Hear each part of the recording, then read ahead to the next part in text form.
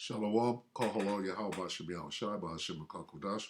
Double honors to the elder apostles and elder bishops of GMS, including the elders that came before them that taught us his truth. And shalom and salutations to all the brothers out pushing the word and truth and its sincerity. The hopeful elect tabernacle of David. I'm the brother Yahshua. I'm back with the World War III daily update. Shalom and salutations to you. All right, so we're going to start right here. Knowing what? What's going on in World War III? Well, the conflict in Eastern Europe started, let's say, 2009. And then they started fighting in the Donbass in 2013 in earnest, okay? Right after the puppet government was installed, after the coup. They've been fighting since then.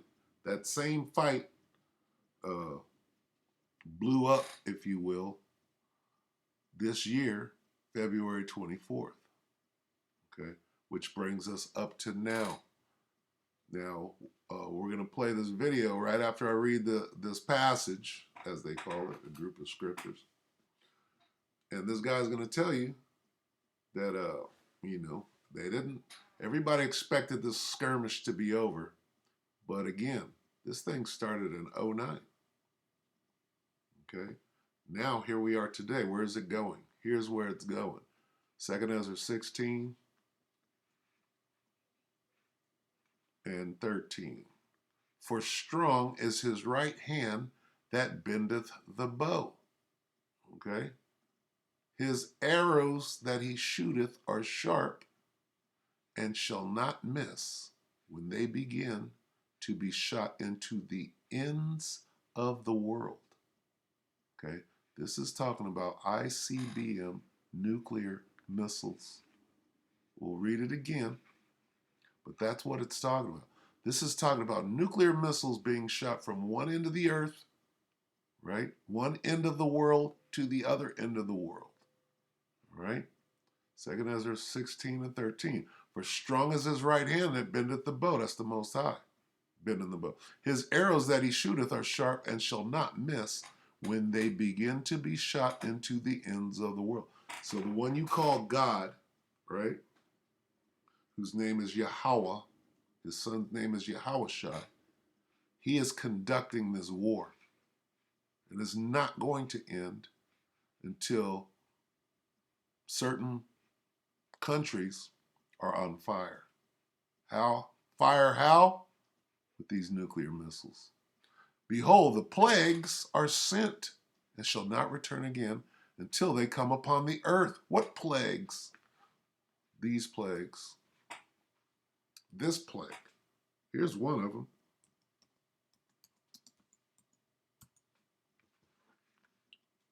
Zechariah 14 and 12.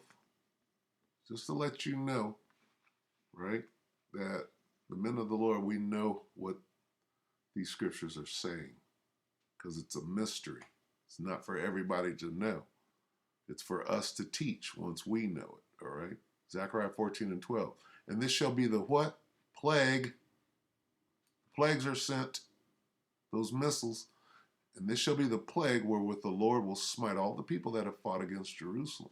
See, this war, this great war, the Battle of Armageddon and all of that, is punishment for what all the nations have done to the 12 tribes of the nation of Israel, Negroes, Latinos, Native Americans, Seminole Indians, all right? And this shall be the plague. Their flesh shall consume away while they stand upon their feet, and their eyes shall consume away in their holes, and their tongue shall consume away in their mouth. That is a nuclear blast from an ICBM, okay? The plague. Okay, back to 2 Ezra. All right. Behold, the plagues are sent and shall not return again until they come upon the earth. Those nuclear missiles. The fire is kindled and it shall not be put out. See, the fire is kindled. What does that mean? They're over there fighting right now. It started in 2009. They started shooting in the Donbass in 2013, 2014 proper. And here we are now. The fire is kindled and shall not be put out till it consume the foundation of the earth. Like as an arrow which is shot of a mighty archer returneth not backwards, even so the plagues that shall be sent upon the earth shall not return again. Them missiles. Woe is me, who will deliver me in those days? The beginning of sorrow and great mournings, the beginning of famine and great death, the beginning of wars, and the powers shall stand in fear. The beginning of evils, bad times. What shall I do when these evils shall come? Behold, famine. Famine is 2 weeks away. Okay? Right after the midterms. Behold, famine and plague. That's the new CV-19 80% kill rate. Tribulation, bad times, and anguish. Tribulation, Jacob's trouble, and anguish are sent. Right? I pulled up anguish the other day. Are sent as scourges for a minute. All right? I looked up anguish. Is it still there? Slovakia. It's probably gone. All right, anyway. Here we are. All right, let's see what this guy, the expert, the missile expert, where is it?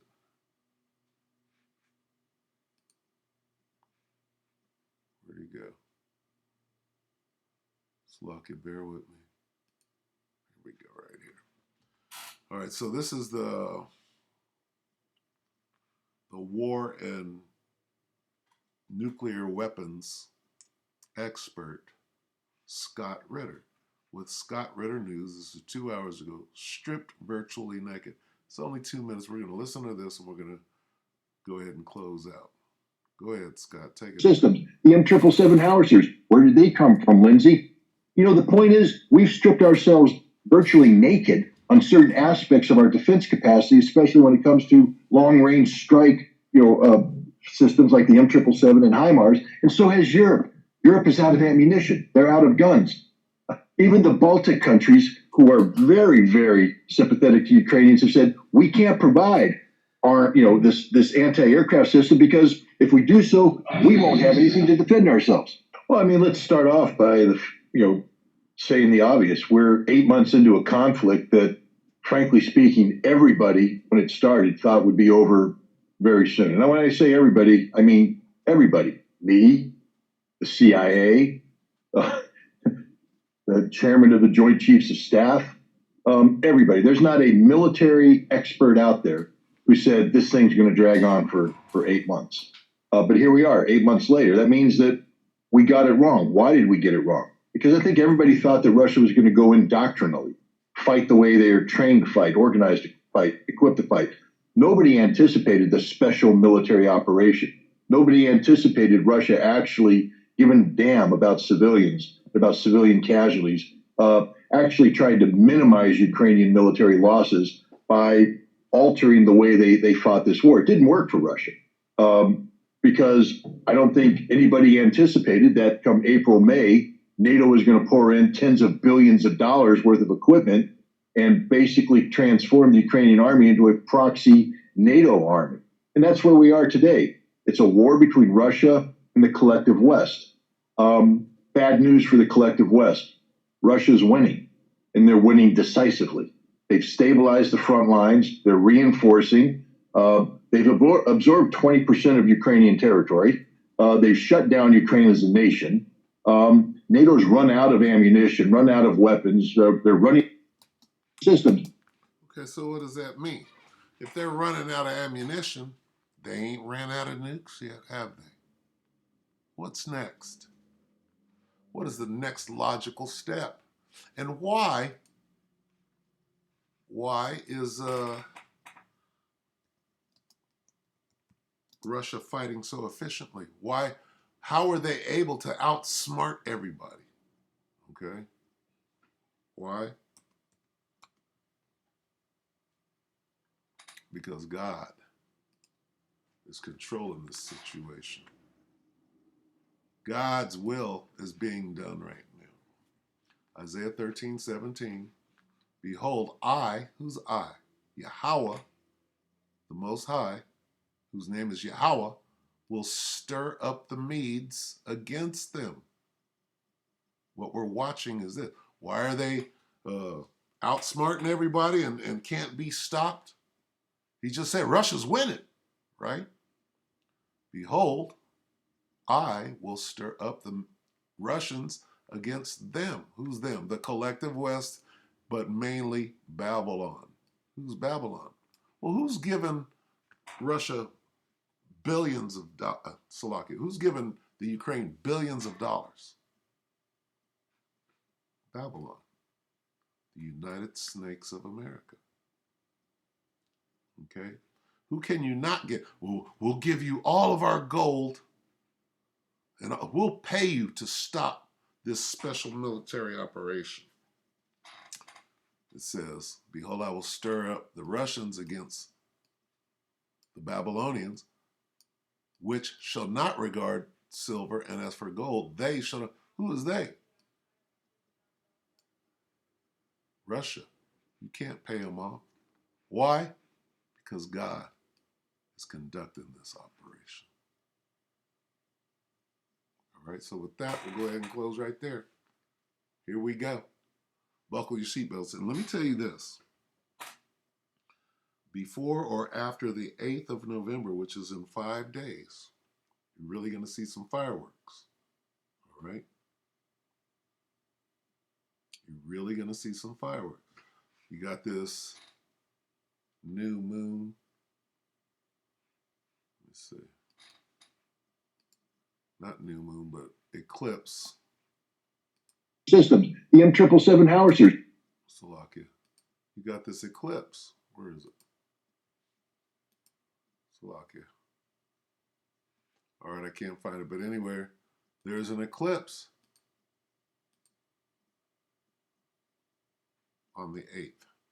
Do you love 8th November 2022, total lunar eclipse. All right. This thing. What is this? This is a sign. Okay. This is a sign. What's going to go on during the so-called election, which is a selection? What's going to go on? What does this mean? Okay. Well, I'll tell you what it means.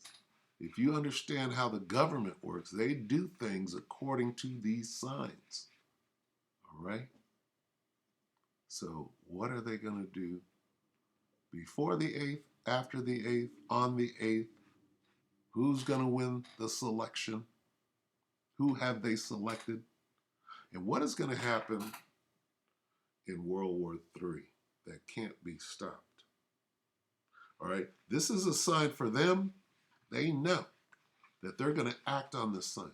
But who's given the sign? I will show sign. I will show signs. Let's do that. I will show sign. Who could I be? I will show signs. So the book of Acts, all right. Acts 2:19. And I will show wonders in heaven above and signs in the earth beneath, blood and fire, vapor and smoke.